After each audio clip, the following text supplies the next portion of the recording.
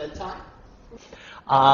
Look, I looked to get married. I tried to get married. It just didn't happen. And for whatever reason, this is how I ended up having a child. And it works for me.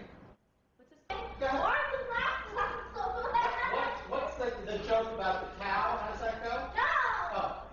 Here's a new one. Let me hear.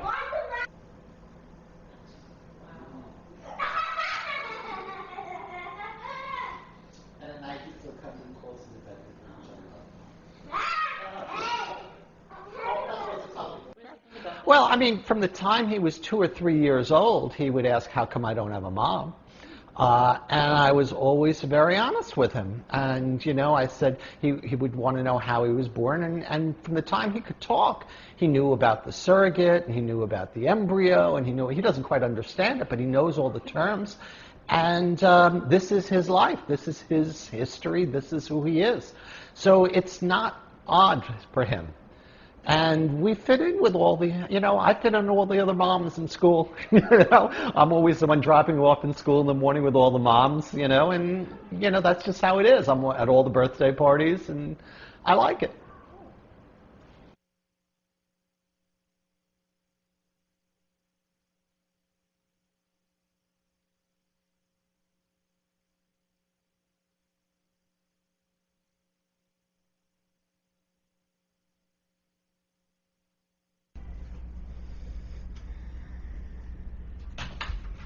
So did she find out if Jenna doesn't get it as well?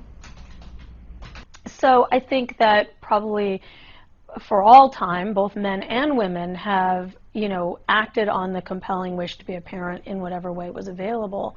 It's just now there are ways that single men can act on that goal, or it's not even a goal, heart's desire to fulfill their wishes to be daddies. The technology exists, the legal climate exists, the social climate exists, and the opportunity exists. So I think they're taking that opportunity to act on it now. The pregnancy process. We want to make sure that your surrogate is the ideal person to provide a safe environment. Your surrogate will go in for her first ultrasound. We can determine if it's a singleton, twins. We'll also be able to see a heartbeat at that point in time. People want to have their own children, and if they can, then they can, and then they will pursue that. The issue of adoption, you know, we get that a lot in general in the surrogacy industry. Why not adopt? There's so many kids waiting to be adopted. Well, that is true. However, there are so many restrictions on who can adopt those children.